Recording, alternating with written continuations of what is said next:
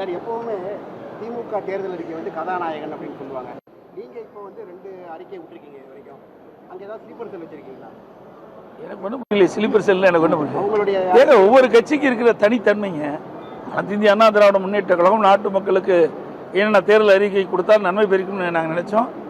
அதன் அடிப்படையில் நாங்களுடைய முதல் கட்டம் 2ஆம் கட்டம் 2 தேர்தல் அறிக்கை நாங்கள் வெளியிட்டிருக்கோம். பிரைம் மினிஸ்டர் வர்றதுக்கு முன்னாடி நீங்கள் சொல்லக்கூடிய எல்லா கட்சியும் இன்னும் ஒரு சில பேசிட்டு இருக்கிறோம். இன்னும் தேர்தல் அறிவிக்கல. தேர்தல் அறிவிச்சா தானே தேர்தல் நெருங்க தானே கூட்டணி முழுமை பெறும். தமிழக அரசு மீது பல்வேறு குற்றச்சாட்டுகளை முன்வைக்கிறீங்க. ஆனால் அதிமுக சார்பில் எந்த ஒரு போராட்டமும் முன்னெடுக்கல. இப்போ கூட போராட்டம் அறிவிச்சிருக்கல. தொடர்ந்து போராட்டம் ஏங்க நாங்கள் தான் போராட்டம் கூட 13ஆம் தேதி அறிவிச்சோம். உடனே 12ஆம் தேதி அறிவிச்சிட்டாங்க. நாங்கள் போராட்டம் அறிவிச்ச உடனே 12ஆம் தேதி திமுக அறிவிச்சிருக்குது. ஒவ்வொரு மாவட்டத்திலையும் அங்கங்கே இருக்கின்ற மக்களுடைய பிரச்சனையை முன்னிறுத்தி நாங்கள் போராட்டம் நடத்திட்டு இருக்கோம். பாருங்கள், பத்திரிகைகள் வந்திருக்கு, ஊடகத்தில் வந்திருக்குது. ஒரு மாநகராட்சி நகராட்சி பொதுமக்களுடைய கருத்துக்கள் பிரச்சனை ஏற்பட்டால் அது குறித்தான் நாங்கள் போராட்டம் நடத்துவோம். ஒரு மாநாடு நடத்திட்டே இருக்காங்க திமுக. வேற என்ன மாநாடு நடத்தினா வேற வழி இல்லையே. தினம் ஒரு அறிவிப்பு கொடுப்பாங்க, தினம் ஒரு அறிவிப்பு கொடுத்துட்டே இருக்கிறாங்க. அந்த பேர் தான் உங்களுக்கு ஞாபகம் இருக்குதா? நினைச்சு பாருங்க, எத்தனை பேர் வச்சிருக்கிறாங்க. பேர் வைப்பதற்கு நோபல் பரிசு கொடுக்கணும்னா ஸ்டாலின் கொடுத்தா பொருத்தமா இருக்கு. தினம் ஒரு பேர், ஒரு போட்டோ ஷூட்டு உங்க பத்திரிகையில் ஊடகத்தையும் அதை வெளிப்படுத்துவீங்க.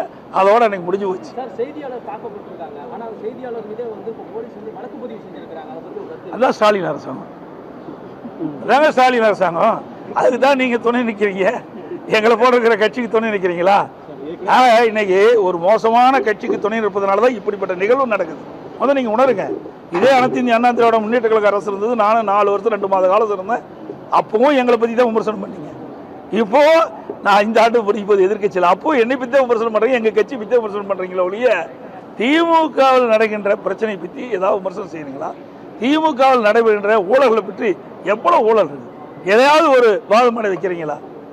பத்திரிகையாளர் ஊழல் நபர்கள் நடுநிலையோடு சிந்திச்சு பாருங்க. இப்படி இவர்களை நீங்கள் தாங்கி பிடிக்கிற காரணத்தினால தான் ஒரு சர்வாதிகார போல் நடந்துட்டு இருக்காங்க. யாரையும் மதிப்பது கிடையாது. நிருபர்களை தாக்குறாங்கன்னா காரணம் என்ன? நிருபர்களை தாக்கினா இவளுக்கு ஏதாவது பாதிப்பு ஏற்படும் என்று நினைச்சிருந்தா ஒரு நிருபர்கள் வந்து நாட்டு மக்களுக்கு ஒரு நடுநிலையோடு செய்தி கொண்டு சேருவதுதான் ஊடகத்தின் கடமை. அதை கூட மதிக்கலீங்க. அதுக்கு காரணமே நீங்களே சிந்திச்சு பார்த்து. அது இடைக்கால பட்ஜெட் தான், இன்றைய பட்ஜெட் தானே.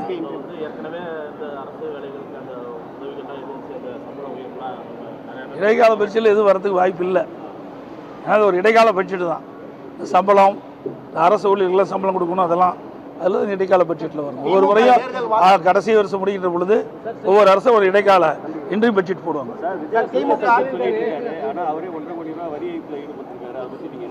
நீங்களே சொல்லிட்டீங்க, கேள்வியும் கேட்டுட்டீங்க, பதிலும் சொல்லிட்டீங்க. அதனால அவர் ஊழல்வாதி என்பதற்கு அவர் பணம் கட்டுறது சாட்சி. நீங்கள் நீதிமன்றமே தீர்ப்பு கொடுத்துருது. சார், அவர் எங்கே வெளியில் வந்திருக்காரு? ஏதோ ஒரு கட்சி ஆரம்பித்தார், அவ்வளவுதான். ஒரு சம்பவம் நடந்து போச்சு, நடக்க முடியாத ஒரு சம்பவம் நடந்து போச்சு. அந்த சம்பவத்திலிருந்து 72 நாட்கள் வீட்டை விட்டே வரல. இது வரைக்கும் எத்தனையோ கட்சி தலைவர் இருக்கிறாங்க. ஆனால் ஒரு சம்பவம் நடைபெற்ற பிறகு அதை துணிந்து நின்று அதற்குண்டான தீர்வு காணுவதுதான் ஒரு அரசியல் கட்சியுடைய தலைவருடைய கடமையாக இருக்கும். ஆனால் கட்சி ஆரம்பிச்சுட்டு ஒரு துயரமான சம்பவம் ஏற்பட்ட உடனே 72 நாட்கள் வெளியிலே வரல. ஆஃபீஸை மூடிட்டாங்க 5 நாள். யாருமே கிடையாது. கட்சி இருக்குதா இல்லையாங்கிற நிலை ஏற்பட்டு விட்டது. இதுதான் நிலைமை, தமிழ்நாட்டுடைய நிலைமை. அந்த கட்சியுடைய நிலைமை அதுதான். முதல்வர் தொடர்ச்சியாக கடிதம் தமிழ்நாட்டு நிதி வேணும்னு எழுதியிருக்காரு. பேருக்கு எழுதுதாங்க. ஏங்க, நான் தான் ஏற்கனவே சொல்லிட்டேன், 15 ஆண்டு காலம் மத்தியில் ஆட்சி அதிகாரத்தில் இருந்த ஒரே கட்சி திமுக கட்சி தான். திமுக கட்சி தானே அந்த நாடாளுமன்ற உறுப்பினர் தானே மத்தியில் ஆட்சி அதிகாரத்தில் இருந்தாங்க. என்ன திட்டத்தை கொண்டாங்க? எவ்வளோ நிதி கொண்டாந்தாங்க சொல்லுங்க பார்க்கலாம்.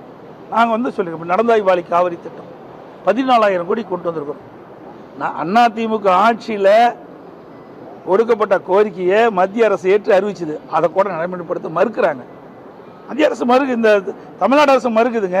இந்த ஆண்டு கூட அந்த நீர்வளத்துறை அமைச்சருடைய அந்த கொள்கை குறிப்பில் இடம்பெற்றிருக்குது. 990 கோடி என்னமோ முதற்கட்டமாக விடுவிக்கப்படுதுன்னு. ஆனால் கிடப்பில் போட்டாங்க. அதுக்கு என்ன காரணம்? அண்ணா திமுக கொண்டு வந்த அதிமுக தேர்தல் அறிக்கையில் இடம்பெற்று அதிமுக ஆட்சியில் மத்திய அரசிடமிருந்து பெறப்பட்ட திட்டமிட்ட ஒரே காரணத்திற்காக முடக்கியிருக்கிறாங்க. இது 14,000 கோடி மத்திய அரசு கொடுத்தது தானே.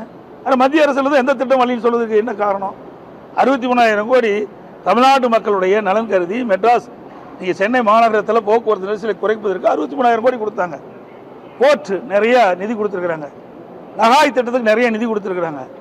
ரயில்வே திட்டத்துக்கு நிறைய கொடுத்தாங்க. ஆனால் இவர்கள் சரியான முறையில் நிலம் எடுத்து கொடுக்காத காரணத்தில் பல திட்டங்கள் முடக்கி இருக்குது. நகாய் ரோடு அதிமுக ஆட்சி இருக்கும்போது 10 சாலைகளுக்கு நாங்கள் அங்கே அனுமதி வாங்கினோம். கிடப்பிலே போட்டோம். 5 வருஷம் கிடப்பில் கிடக்குது. அதுக்கு தேவையான நடவடிக்கை எடுக்கலைங்க. ஆனால் வேணுமென்னே திட்டமிட்டு மத்திய அரசை குறை சொல்லி இருக்கின்ற ஒரு நிலைமை தான் இன்றைய முதலமைச்சருடைய நிலைமை. அதிமுக நேர்காணலாம் முடிச்சிட்டீங்க, யாருக்கெல்லாம் வாய்ப்பு கிடைக்கும், இப்போ எந்த அடிப்படை வேட்பாளர் தேர்வு? அதை எப்படி வெளிப்படையாக சொல்ல முடியும்?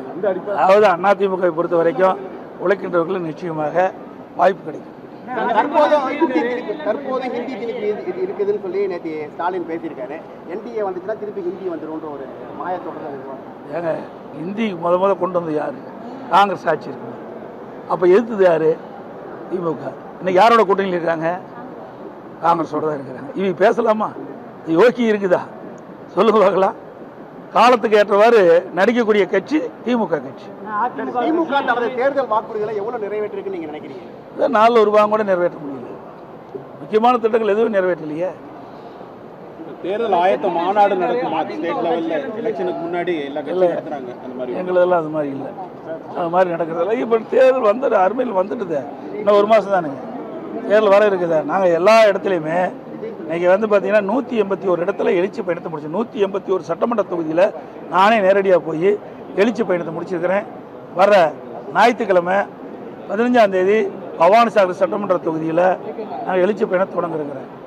அதுக்கு பிறகு சென்னையில் இருக்கிற புறநகர் பகுதியில் இருக்கின்ற திருவள்ளூர் மாவட்டம், செங்கல்பட்டு மாவட்டம், அந்த பகுதியில் இருக்கின்ற சட்டமன்ற தொகுதியில் எழுச்சி பயணத்தை மேற்கொள்ள இருக்கிறது மாத இறுதிக்குள்ள.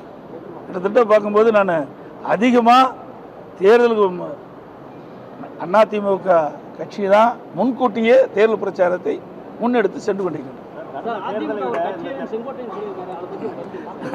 ஏங்க, செல்லாத நோட்டுக்கு ஒரு நோட்டு இருக்குது. செல்லுனா யாராவது பார்ப்பாங்களா? அது மாதிரி அவரை பற்றி பேசி என்ன பிரயோஜனம்? அது அவர் செல்லாத நோட்டு மாதிரி.